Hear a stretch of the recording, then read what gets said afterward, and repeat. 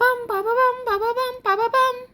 Welcome back to this biography called Darkshawn. Well, I've been doing Darkshawns for a while now. It's been, about 2 years really, since I started in December of 2020. We all had those lovely adventures of doing all this. And I certainly haven't been the greatest explainer ever, but I'm going to teach you guys today about a guy who has been a great explainer. Not only was he one of the greatest scientists, he was also considered to be one of the greatest explainers. So that does it. And now, let's start this episode. Please like this video so I will make another Darkshawn. On the contrary, I always make a Darkshawn. Let's start with the basics. Now, let's start with when he was born. Feynman was born Richard P. Feynman. The P stands for Phillips, by the way, on May 11th, 1918. Now, here's the thing. Richard Phillips Feynman was a very, very brilliant man. We have no doubt about that. He was also born in New York City in the U.S., somewhere around there. Some sources actually vary, including Feynman himself, so that kind of happens too. And this is kind of how he was taught in his little old days with his dad. Like, this would happen. They had this one big volume of the Encyclopedia Britannica, and this is from the words of Feynman himself. And then his dad would put him on his lap and grab the book off the shelf and turn to a page, and they would start reading aloud from the Encyclopedia Britannica. Like, one time they were reading about dinosaurs, and then he read this. Like, they were reading about this thing, and it said that a dinosaur was this tall, and its head was this wide, and then he laid down the book, started reading, and tell Feynman this. Now, let's see what that means. That would mean, they were reading on the second floor there, that if the dinosaur was in our backyard, then his head reached all the way to that window over there. They were the second floor. However, his head wouldn't quite fit through, because the window's a bit too small for his head. And later on, while they were always walking outside, there would be this little leaf, and he would explain to him what might have caused it. It could have been not it. It could have not been a bug. It could have been like a caterpillar or a fly or something, or a maggot. However, he just decided to use the example of a maggot just to teach the idea of the fly, maggot, or whatever it is. So Feynman got a very early start in this way of thinking. He came from a Jewish family. His parents were both Jewish. However, his dad taught him to stop thinking keep asking questions that were against the original Orthodox way of thinking. So that happened, and one time he sobbed out loud because he was sad that he didn't want to come here, and then that the story was made up, and now that everything he was told to was probably a lie. And then, finally, his parents decided to let him not go to Sunday schools. At least what they called Sunday school for the Jews. So he had a pretty good relationship with his dad. And he had a fine relationship with his sister, too. His sister and he never argued, at least while they were kids.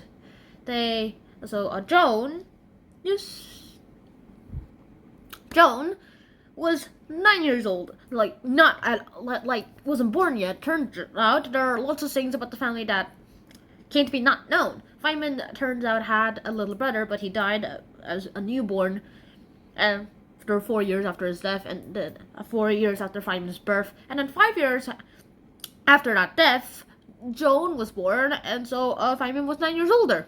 So that's a nice. That's very interesting, because that would probably get some relationships between them. They were almost a decade apart by age.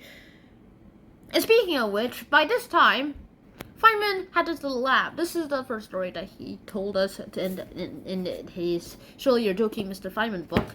In this one, he decided to actually make this little homemade lab. He made this lamp blank. He had this heater where he would always cook French fried potatoes, according to him, and he would also pretty much do lots of things. He hired his sister when she was old enough to become his lab assistant for 4 cents a week, her first paid job, as she said. I guess so. And this is what her job was to do whatever FEYNMAN told her to do, to amuse his friends, or to help him do an experiment that he found amusing to himself and interesting too. And one time, the aurora happened in the night sky at their local golf course in the middle of the night, and FEYNMAN's parents let him wake up Joan so that they could go to the golf course and taught her about the aurora. She did not know anything about it, and she did not make any head or tail about any of the things that FEYNMAN said, but ever since then, she was awestruck, and she just studied the auroras. Now that's Joan. Now let's go back to FEYNMAN. FEYNMAN also had lots of great times and experiments with everything too. One of the times he was doing is to put something smoldering into the wastebasket. Usually it would just be stamped out, but this time it was suspiciously too much and dangerously amount of paper when he threw in the cinders in by accident, and the whole wastebasket was burning. And so he was stamped it out with the magazine, or whatever it was, and then he took the wastebasket with clamps because the rims were a bit too hot still, and he put it outside. However, there was a sudden gust of wind, and so it reignited the fire, and the magazine was out of reach, and then he was like, smack, smack, smack, smack, smack, and it eventually, got out. And then it happened again, and that was when Joan came in, because their mom was a housekeeper of someone else, and was doing some game, and felt that FEYNMAN was suspiciously quiet, and asked Joan to go ahead and to ask him if he was okay, and tell her if he really was okay. And so Joan went in, and there was this, and she saw FEYNMAN holding this big wastebasket with clamps outside the window, and it was on fire. And she thought, normal, because it's FEYNMAN. And then she asked, are you okay? And FEYNMAN said, yeah. And yeah, she came back and said, FEYNMAN's okay. I guess FEYNMAN was pretty glad that his mother didn't say, what was he doing? Like my mom would do. Nice. Okay, that's the last story about his childhood, other than the fact that he's also one of the most famous stories that they still tell today. It's about the story about him taking a big screwdriver. So, sure, he was small. It was during the Depression. Everything looked kind of big compared to his measly little body. He went into the hotel. He didn't know it was his aunt's at the time, but by the time he said it was just a random hotel who just heard about him, about fixing radios. Turns out it was his aunt owning the hotel, which got him to actually fix it. So anyways, he did that. He went in with this big screwdriver, stopped for a moment, tinkered a little bit, and boom, it was fixed. He just saw the whole process, while most other people would probably be just taking apart and stuff. So that happened, and afterwards, he kept getting jobs for fixing radios. He learned after having experiences. Sometimes it failed, but most of the time it was good.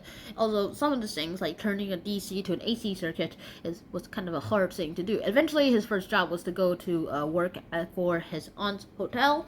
It didn't work out so well. He made the system to improve, but then other people kind of got complicated because they didn't understand the system, and they were mad at him. Okay. Yeah, true, yeah. And this is about the time when I should say things. Oh wait, this is the radio picture. And this is about the time I should say things about the family. His dad was a great guy, and he taught this guy lots of things. His mom was a housekeeper, and tried to convince him to stop teaching him things because he's a kid, leave him alone. But he flatly refused.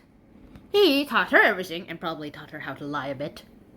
I mean, sure, smoking wastebasket with fire, that is not okay.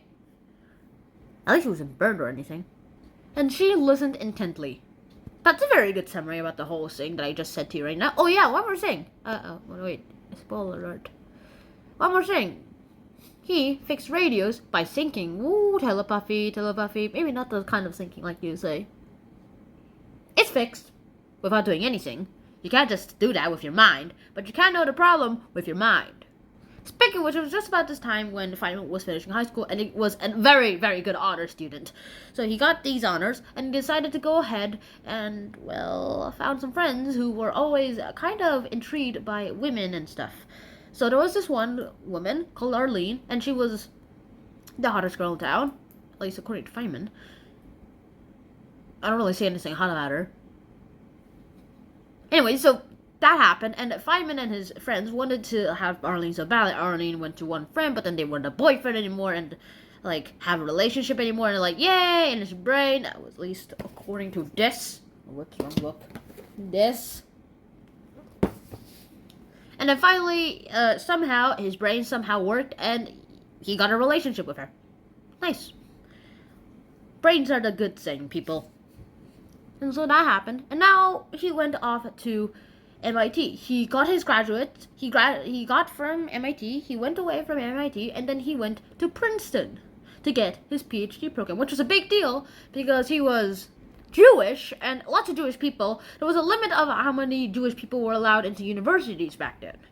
Sometime around when Feynman was at Princeton, his wife, Arlene got tuberculosis, which was almost uncurable at the time. The most uncurable version of tuberculosis at the time. And so he was heartstruck, and they married. So let's sum things up. He made her, and she met him. For a while, I was like, I don't care who you are, but then, yay! This guy went to MIT and just did his graduate work. I went there once, it was awesome. They even have this little label here, like the Massachusetts Institute of Technology. Or MIT. There you go. And so that happened. They got married. This guy moved from here to do some PhD work here at Princeton University. And during that time, I didn't mention this yet, but during that time, this guy was asked to go work on the atomic bomb. No, it can't be true. It can't be true. Ah! At least that wasn't the time. That wasn't what the reaction was. He just went ahead and calculated how strong the bomb would be, and then he was probably the only one. He was probably the only one person who saw the thing with his bare eyes. He didn't wear safety goggles. In fact, when he was given them, he flatly refused to do it. All he worried about was radiation and all that. Turns out, radiation gonna get to cells easily. So he went into a pickup truck to hide himself from the radiation, and then sat behind her, waiting for the bomb to explode. And exploded. There was a shock of bright light that literally blinded him for a moment, and forced him to duck for cover. He was the only one who saw the whole orange ball thing with his bare eyes. Footnote: these couple were married in 1941. However, Arlene died in 1945, which was the year when the war will be over, and she lost tuberculosis. And so now Feynman was single again. Then Feynman decided to go to Caltech. After he graduated with his PhD, of course. And during that time, also exploring the whole system, he met Mary Louise Bell. They weren't fond of each other, turns out. They thought they were fond of each other, but then they weren't. They were married in 1952, and the relationship obviously didn't last, and they divorced in 1958. It was also around this time that he would do physics works again. In fact, this was his hobby. He would do lots of things in physics, and he would have one of the greatest times of his life. He also went to Brazil a lot, and then he also went to Japan.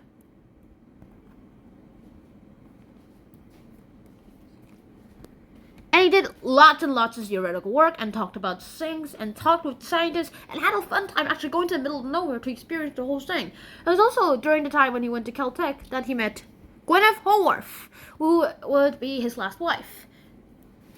And yeah, well, they had great days with each other, and they had some of the greatest times together too. Both of them like to adventure and go out and explore. Both of them also like to go into the middle of the nowhere just to find out what would happen. And then he made these Feynman diagrams. Oh, sure, I should also mention that during those times when they married and... Forget that you saw that, please! That's for my own personal security! They had a son, Carl. And then they had a daughter, And he did a terrific job with her. He made awesome FEYNMAN diagrams, which explained the most simple of the most complicated math problem in the world into the smallest picture ever. Then the Challenger spaceship exploded, and he was on the committee to find out why. He single-handedly, turns out, described and explained why it exploded. The O-rings, which were made of rubber, didn't expand properly in the cold temperatures of January 28th, so it exploded. However, by that time, he was fighting cancer for almost 10 years now. He died at the age of 69 on February 15th, 1988. His sister outlived him for 32 years, and she died on 2020. He is now survived only by his son and daughter. And of course also his friends and his wife, who is not dead. And so that is the exciting, sad, and great tale of Richard Feynman. Hail the king of physics! And I hope to see you guys in the next episode of Hanchon Shion. Nowadays you can listen to his lectures anytime, anywhere, and anytime you want. So that's a good plus. And that is basically the end of our Richard Feynman story. That was an awesome dark show. This is probably one of my favorite dark shows that I've ever made. And I hope to see you guys in the next episodes too. And so, see you guys soon.